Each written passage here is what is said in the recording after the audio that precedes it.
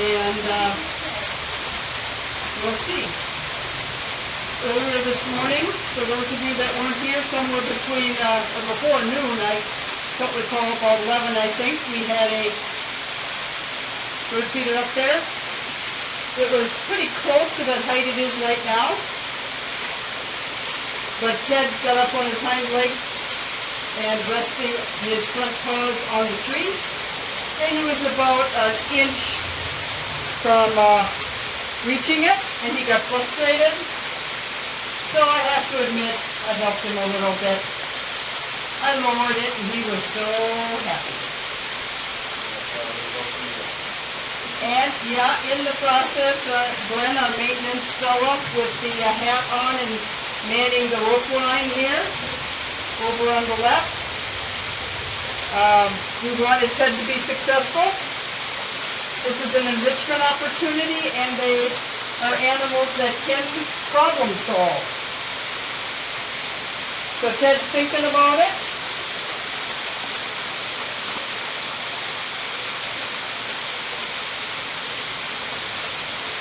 You can guess whether he's big enough or not, or tall enough.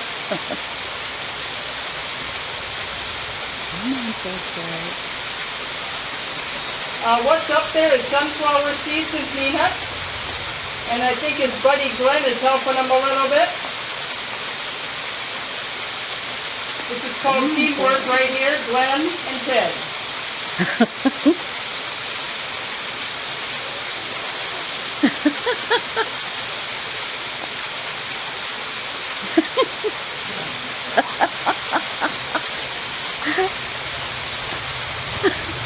We had a different bird feeder this morning, and it kind of is in the garbage can. So Glen the last couple hours said, hey, I can make a new one. So now if you want to get a picture, there you go. It's a good example of about people with bird feeders. I don't know how many of you listening to me have bird feeders, either here in the Ely area or in your home, wherever you may live. But if you were in black bear country, I wish you'd call the bird feeders wildlife feeders. Because many bird seed mixes contain bear food. By that I mean sunflower seeds are an attraction to black bears.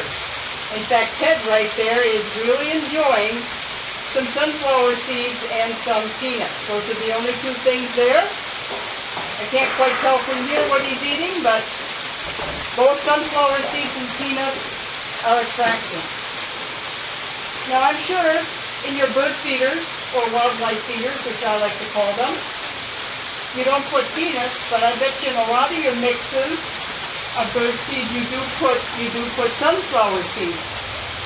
If you happen to have a bird feeder here in this area, you probably can attract a lot of birds, and they are always fun to watch.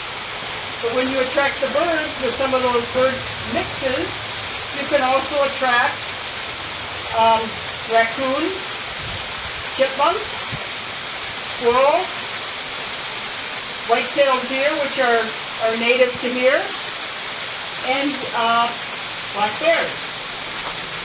Sometimes we hear people complain about, I love my bird feeder, but I wish the bear would go away from the bird feeder. Well, I would take a different approach.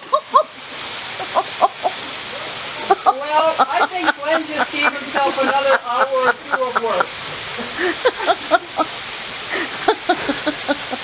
I think this is man versus bear. Bear won. And Ted won because he got his peanuts and his sunflower seeds. Glen is scratching his head and going to go back to the drawing board, I'm sure. We may not have a replacement tonight, but we'll have one. 3-inch torques. Glen's saying some things, I don't know what he's saying. So, but he's talking maintenance talk. There were 3-inch torque screws holding it down. He said there were 3 3-inch torque screws holding it on. For some of you maintenance inclined folks, you know what that is. Oh, and part of the, That's what they were shooting. yeah, part of the wood broke too. And that brings up a good point. Black bears are really quite strong. I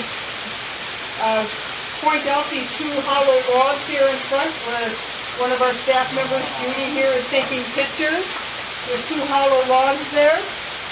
Typically, I and one other lady, one at each end, can roll them or strenuously lift them. Ted, on the other hand, will sit by one of those logs, take one paw, and effortlessly do the following. Just that. No push behind it. Clearly no effort. Effortless for him. So it usually takes two of us ladies to roll it, or two men, one at each end, to lift it. It kind of brings me to a point about what some people ask to us caregivers here at the North American Bear Center. Do we play with the bears? Do we pet them? Do we have that kind of relationship with the bears? And the answer is no, we don't. We are their caregivers.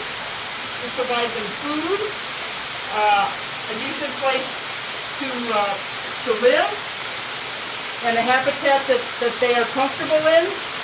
But no, we don't play with them, nor do we pet them like you might a dog or cat. In fact, the black bear really doesn't understand the concept of pet. And actually, if we were to pet them, number one, they don't understand it. We would be doing it for ourselves and not for the bear. Now, people would say, well, why don't you scratch them behind the ears? That would probably feel good because I've got a dog at home and my dog loves to be scratched behind the ears. Well, that really sounds like a great idea. Especially if you're a dog lover, you probably know how much your dog likes his ears scratched. And they may even lean into you when you do it. For a bear, it's a totally different sensation.